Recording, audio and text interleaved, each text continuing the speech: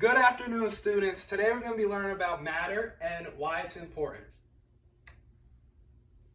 What is matter? Does anybody have an idea? No. No? All right, well, if you look around, everything you see is matter. Matter is everything. Matter is anything that takes up space, and it's what everything's made of. An example of this are these three pictures. So does anybody have any idea what these three pictures have in common? Yes, Lisa. Helium? Excellent observation.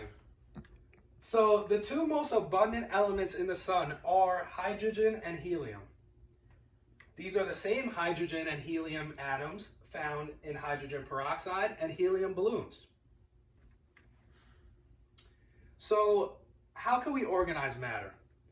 You can see in this water cycle graphic organizer, this one's very simple, straightforward. This is a classifying quadrilaterals graphic organizer, a little bit more complex. And this is a full matter graphic organizer. So graphic organizers are visual tools that help show groupings of vocabulary words and concepts and their relationship to each other. And that part's important because being able to visualize scientific terms and concepts and see how they relate to each other is very important. So they could be very simple or very complex. And they're great for science because anytime you could visualize a concept or a phenomena, it really helps cement it in your brain. So we're going to go over some key terms first before we do our class activity. Elements are substances made of only one kind of atom. Like these are things like gold, silver, iron. Compounds are substances made up of atoms of more than one element. This is something like water. H2O is a compound. It's two hydrogens and one oxygen. Solids are phase of matter in which molecules move slowly relative to one another, and they have a very strong attraction towards each other in a defined shape. Liquids are phase of matter in which molecules can move freely around each other while keeping a defined surface. And gases are phase of matter in which molecules move freely around each other with relatively high energy compared to liquids and solids, without a defined surface. And lastly, we have our two main types of mixtures, homogeneous and heterogeneous. Homogeneous mixtures are uniformly distributed. This is something like an iced tea mix or Kool-Aid.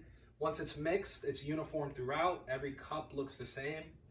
And heterogeneous is not uniformly distributed. This would be something like oil and water mixed in a jar. You could clearly see that the oil and water doesn't mix no matter how much you try.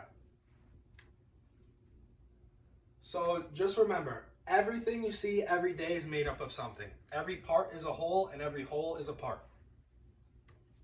Classifying it all just gives us a better understanding and helps us wrap our heads around it.